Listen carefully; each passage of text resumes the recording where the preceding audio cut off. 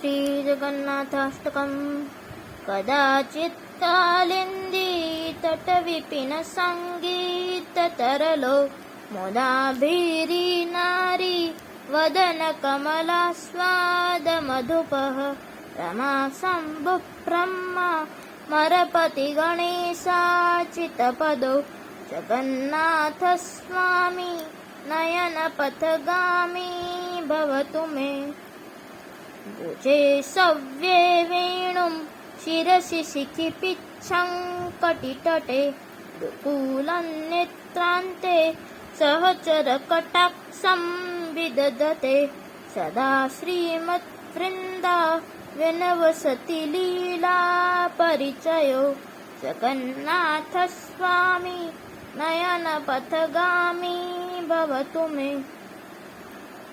महाम्भोधिस्तीरे कनकरुचिरे नीलशिखरे वसन्प्रासादान्तः सहजबलभद्रेण बलिना सुभद्रा मध्यस्थः सकलसुरसेवावसरदो जगन्नाथस्वामी नयनपथगामी भवतु मे। कृपापारावारः सजलजलदस्येणिरुचिरो रमावाणी रामस्फुरदमलपङ्खेरुहमुखः सुरेन्द्रैराराध्यः श्रुतिगणशिखागीतचरितो जगन्नाथस्वामी नयनपथगामी भवतु मे। रथारूढो गच्छन् पथि मिलितभूदेवपटलैस्तुतिप्रादुर्भावं प्रतिपदमुपाकर्ण्य सदयः दयासिन्धुर्बन्धुः सकलजगतां सिन्धुसुतया जगन्नाथस्वामी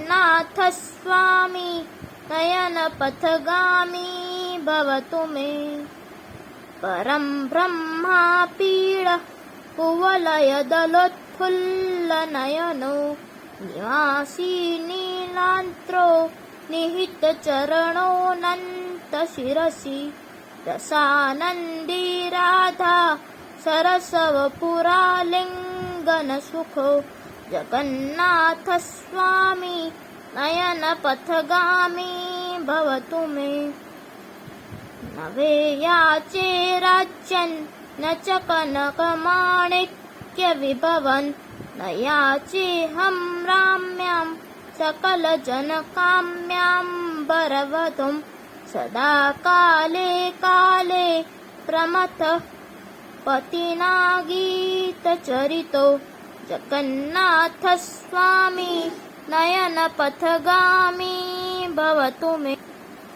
हरत्वं संसारं दुततरलसारं सुरपते हरत्वं पापानां विततिमपरां यादवपते अहो दीने नाथे निहितचरणो निश्चितमिदं जगन्नाथस्वामी नयनपथगामी भवतु मे। जगन्नाथाष्टकं पुण्यं यः पठेत् प्रयतः शुचिः सर्वपापविशुद्धात्मा विष्णुलोकं स गच्छति। श्रीमच्छङ्कराचार्यविरचितं श्रीजगन्नाथाष्टकं सम्पूर्णम्।